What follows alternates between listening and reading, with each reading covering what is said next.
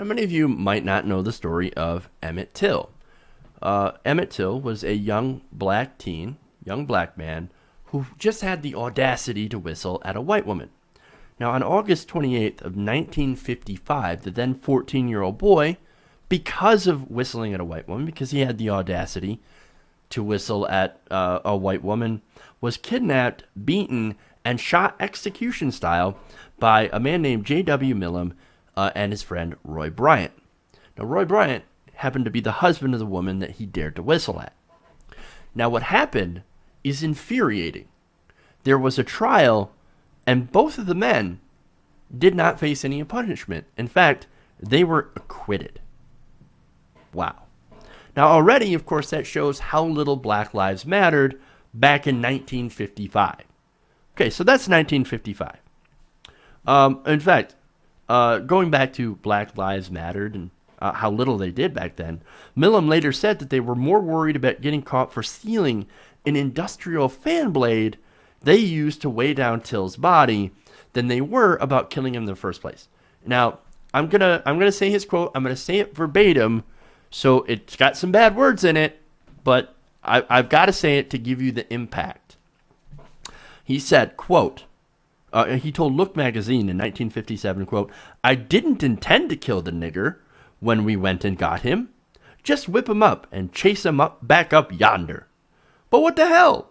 He showed me the white gal's picture, bragged of what he'd done to her. I counted pictures of 3 of them white gals in his pocketbook before I burned it.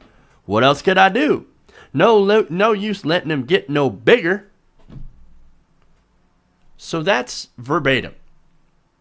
And so I can't help reading in the accent of which I assume he's from. So I apologize to anybody, but that's how this guy speaks. That's how he writes. Now, on the substance of this, of course, how dare he be attracted to our women's? How dare he?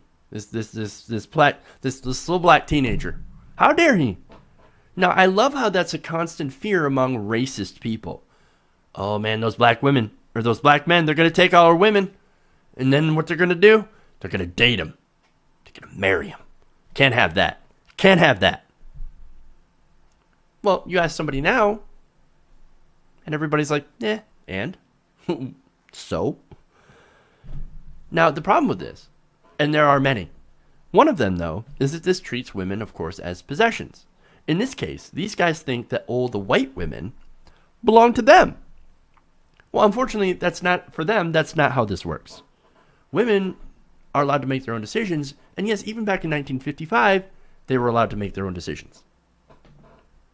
Now, sadly, there are still some people who think that they shouldn't, who think this way not only about women, but about interracial dating, interracial marriage. In fact, I've got some polling here. According to a Gallup poll done over the summer, 13% of Americans don't agree with interracial marriage. Still, in 2016. That's amazing. In 1995, it was even worse. That was not more than, 20 years ago? 48% of Americans approved of interracial marriage. And of course, back in 1958, only 4% approved. So there's the history, there's your context of why this was such an egregious thing for a black teenager, a little black boy, to whistle at a white woman. Now, let's go to the present day, or close to it.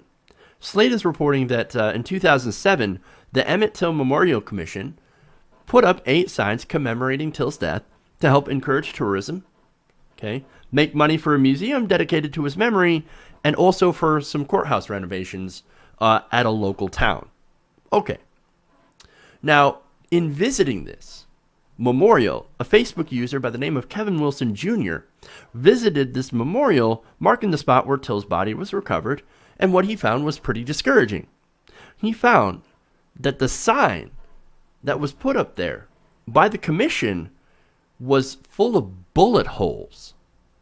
It had been shot multiple times. Now, it's not the first time that these signs have been vandalized. Apparently, they've been stolen, vandalized, and shot repeatedly since they went up just under a decade ago. One on US 49, for example, was stolen in 2007. Another in Tallahatchie County was damaged the following year when the original sign marking the site was where Till's body was found was torn down by vandals. Vandals and brigands. And despite continuously replacing these signs, the vandalism continued. The replacement sign was riddled with bullet holes by 2013, and that same sign remains at the site where Till's body was located and has endured even more gunshots from a variety of different angles. Now, if that isn't bad enough, and indicative of the racism that still persists in this area, the memorial of J.W. Millam, who confessed to the murder following his acquittal, causing him, of course, to become a pariah in the community, remains untouched.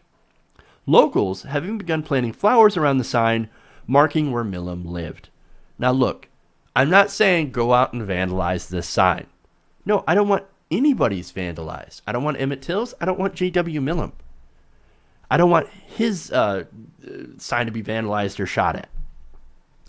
What I'm saying here is, and I'm pointing out, is you've got to look at the difference. You've got the victim, a young black teenager, murdering for whistling at a white woman, right? That's all he did. That was his big, giant crime. And while rude, and I would definitely think, hey, you whistle at a woman, you can't call a woman, that is kind of rude. Maybe you shouldn't do that. But that doesn't deserve his gruesome or horrific murder. This kid, after going through all of that,